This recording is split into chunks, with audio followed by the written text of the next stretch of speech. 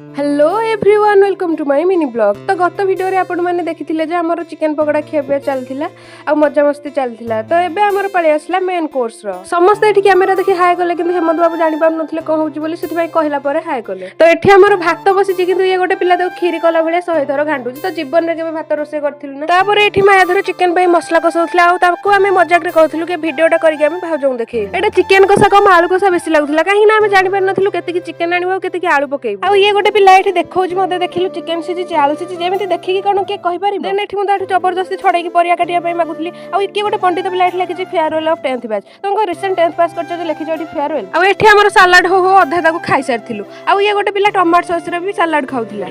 हाता काटि दियो मते परिबा काटि आसे किंतु जेहेतु छुरी रे दाढ नथिला सेति भाई हम काटि पार नथिला। ए माने मोर मजा गुडाउथि जेहेतु हम सांगर बेबी आसला तो ता हाथ रे ही हमें केक काटी थिलु।